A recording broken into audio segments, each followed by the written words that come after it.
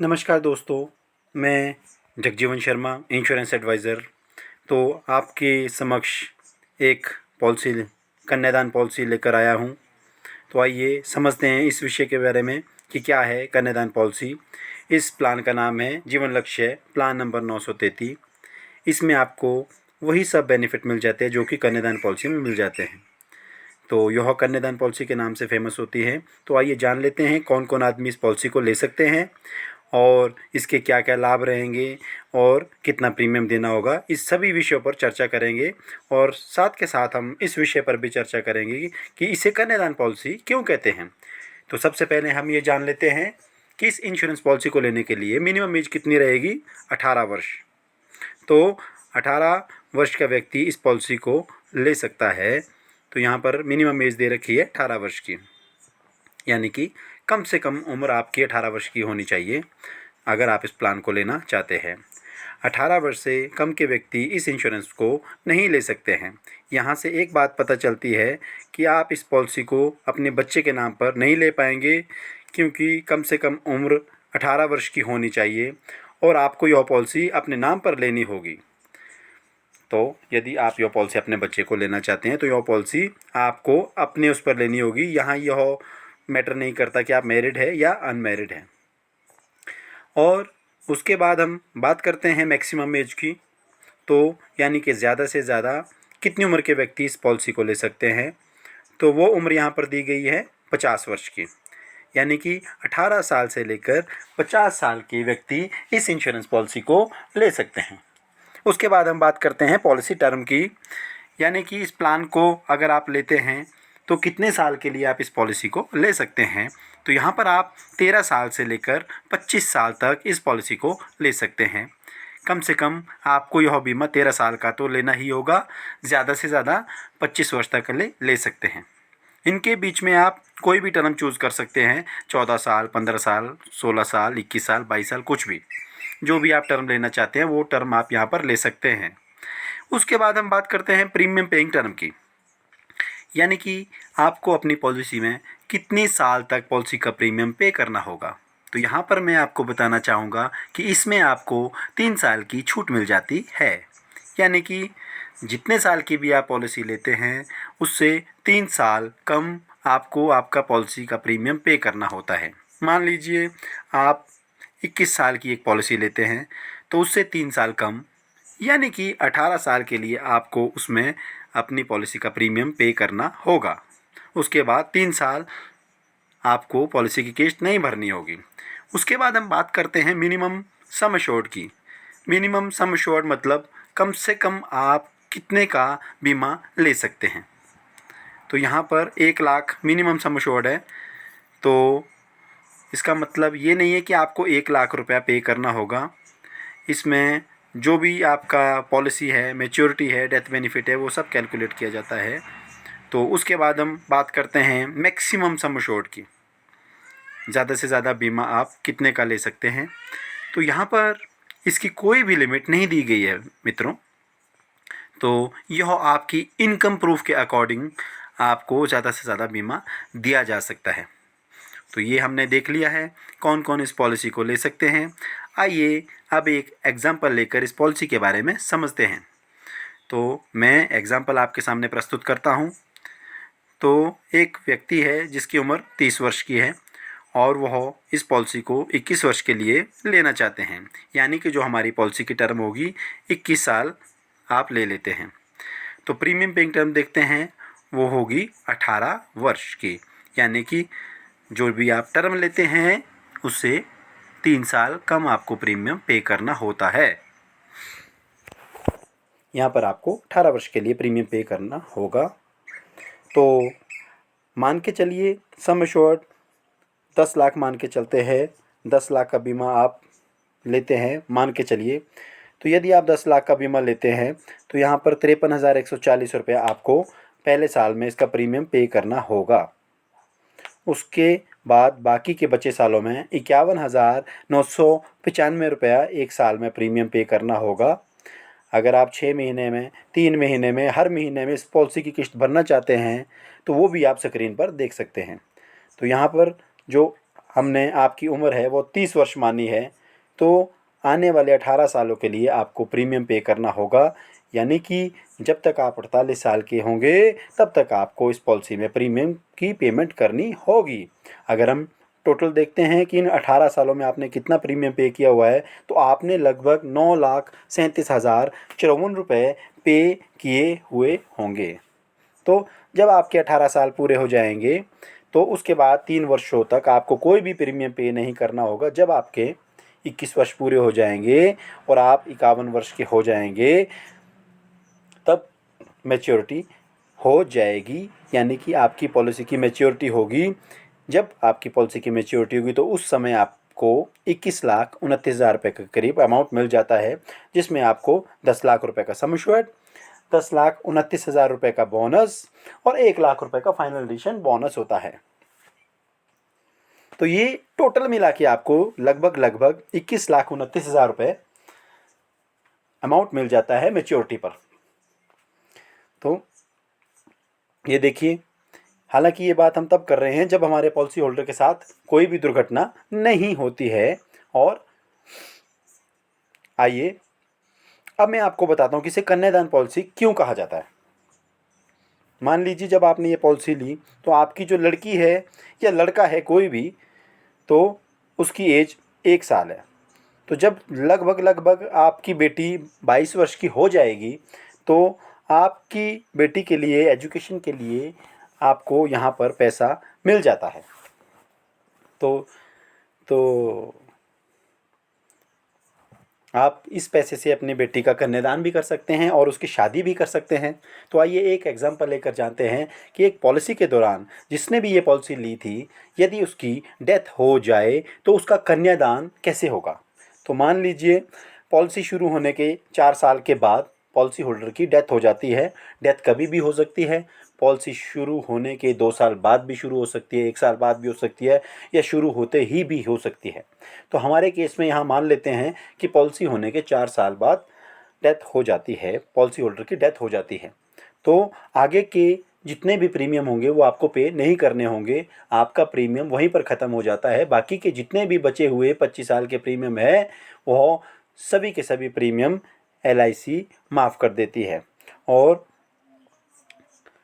दूसरा बेनिफिट जो है, डेथ होने के तुरंत बाद आपको पॉलिसी का सम एश्योर्ड का 10% एवरी ईयर मिलेगा, जो पीछे नॉमिनी है, परिवार है, फैमिली को जीने के लिए मंथली मोड में मिलेगा ये भी।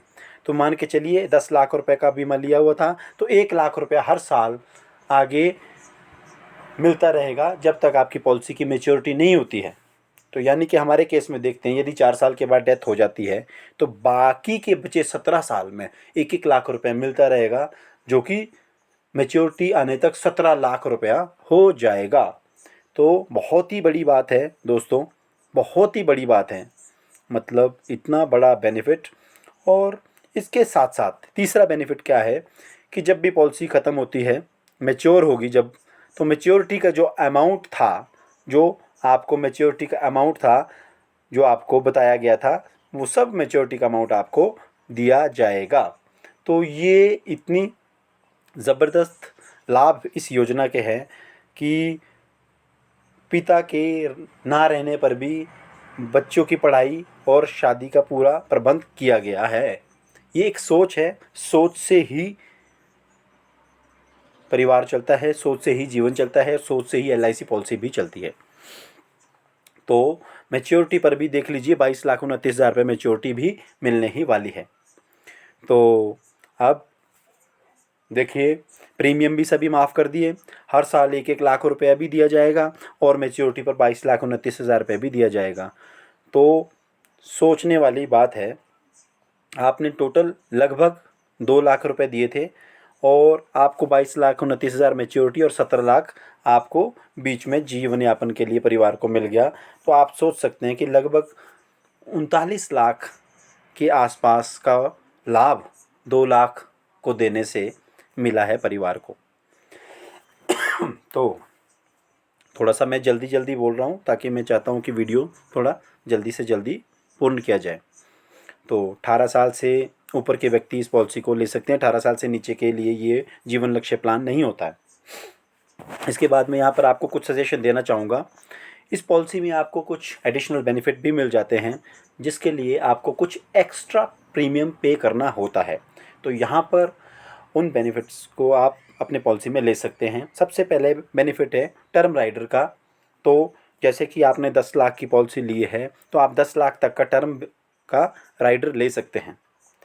तो देख लीजिए कि यदि आपने टर्म राइडर लिया हुआ है और 4 साल के बाद पॉलिसी होल्डर की डेथ होती है, तो यह 10 लाख भी तुरंत परिवार को दे दिया जाएगा। तो आप सोच सकते हैं कि यह बेनिफिट 39 लाख में 10 लाख यदि और ऐड कर दें तो 49 मतलब 50 लाख रुपया।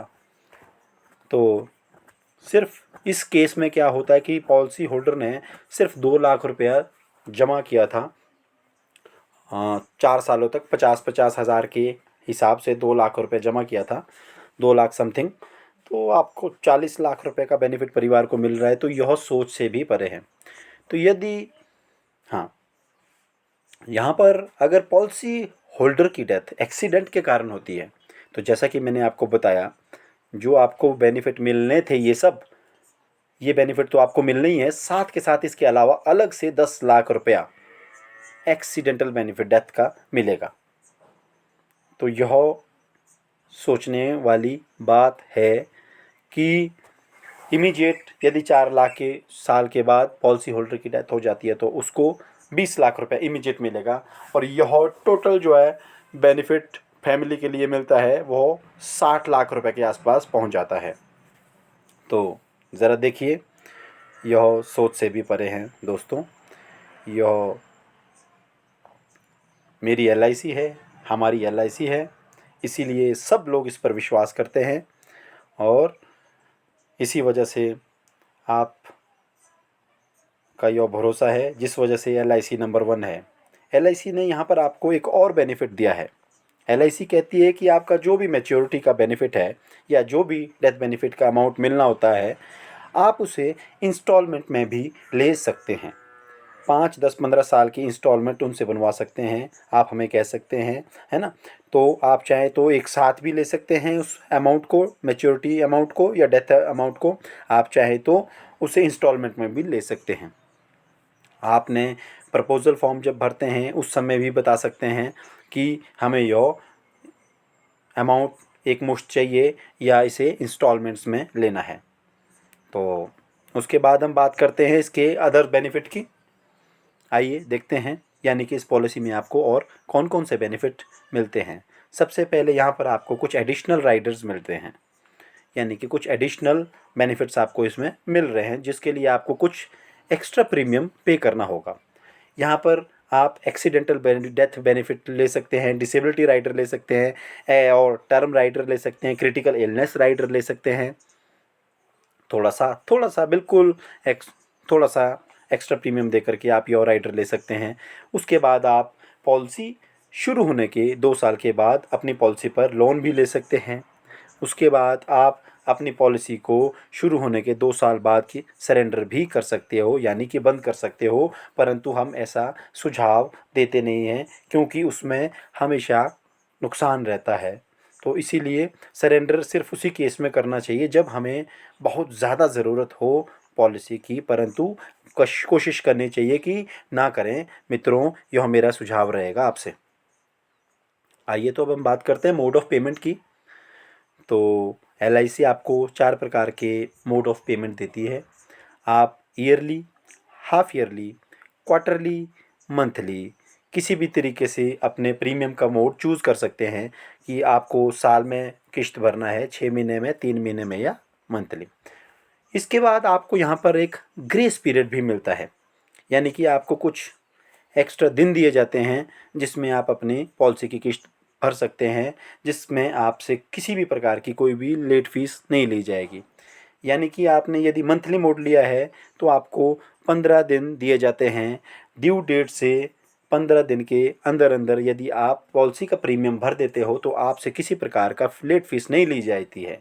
यदि आपने मोड्स आपका क्वार्टरली, हाफ ईयरली या ईयरली है तो आपको 30 डेज़ का ग्रेस पीरियड दिया जाता है कि प्रीमियम ड्यू डेट के 30 डेज़ के अंदर अंदर आपसे किसी भी प्रकार की लेट फीस नहीं ली जाती है। एंड अब आया टैक्स बेनिफिट के बारे में बातचीत कि यहाँ हम टैक्स बेनिफिट की बात करें तो जब भी आपको मैच्योरिटी या डेथ क्लेम मिलता है इसमें आपको किसी भी प्रकार का टैक्स नहीं लगता है। योर टैक्स फ्री मैच्योरिटी और डेथ क्लेम होता है।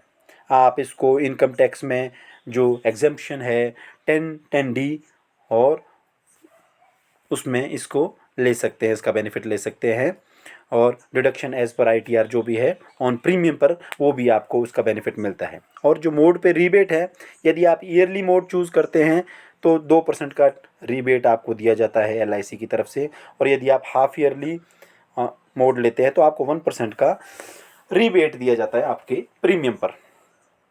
आओ तो अब बात करते हैं रिवाइवल टाइम पीरियड के बारे में। ये क्या होता है, कई बार ऐसा होता है कि प्रीमियम समय पर ड्यू डेट पर ना होने के कारण पॉलिसी जो है आपकी बंद हो जाती है। तो यहाँ पर एक बहुत अच्छा आपको रिवाइवल टाइम दिया जाता है कि 5 साल तक यदि आप अपनी पॉलिसी को नहीं चला पाते हैं, प्रीमियम नहीं भर पाते हैं तो आप उसे चालू करवा सकते हैं। तो यहाँ हमने पूरा डिस्कशन किया है कि कौन कौन आदमी इस पॉलिसी को ले सकते हैं, क्या क्या इसके लाभ है, और एक पूरे एग्जाम्पल के साथ में हमने आपके साथ शेयर किया है। तो आशा करता हूँ आपको यह पसंद आया होगा। Thank you for watching.